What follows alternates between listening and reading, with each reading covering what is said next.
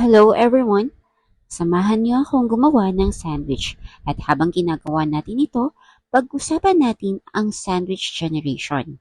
Ito yung mga breadwinner na naiipit sa dalawang henerasyon.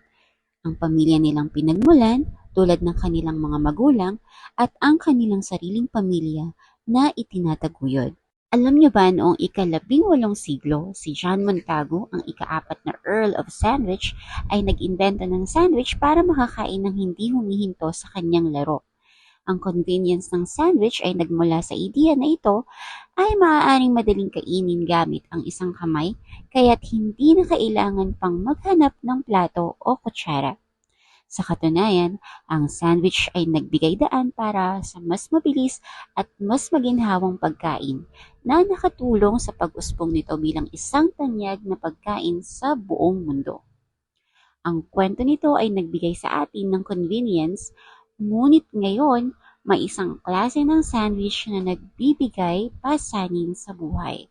Ang sandwich generation ay nahihirapan dahil sa paghahati ng kanilang oras at resources sa pangangalaga ng mga magulang at mga anak. Ang mga nasa krisis ng sandwich generation ay naiipit sa pagtataguyod ng dalawang henerasyon, kaya't nagiging mabagal ang kanilang pag-abot sa sariling mga layunin.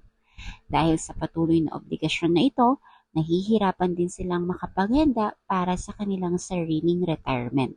Sa pangkaraniwang karanasan ng marami sa ating mga kababayan, mahalaga ang maagang pagpaplano para sa hinaharap. Hindi natin dapat iasa sa ating mga anak ang ating pagtanda. Kailangan natin itong paghandaan ng maaga. Sa pamamagitan ng tamang paghahanda at pagpaplano, matutulungan natin silang makamit ang kanilang mga pangarap at mapabuti ang kanilang kinabukasan nang hindi sila naiipit sa parehong sitwasyon. Kaya't habang tinatapos ko na ang aking sandwich, sana ay nagkaroon kayo ng bagong pananaw sa mga hamon ng sandwich generation. Kung nais ninyong malaman kung paano magsimula sa pagpaplano para sa inyong retirement at kung paano maiiwasan ang pagiging bahagi ng sandwich generation, mag-usap tayo. Isend lang ninyo sa akin ang inyong message para sa free consultation. Hindi po mahal maghanda. Mas mahal at mahirap kung hindi tayo nakapagplano. Salamat!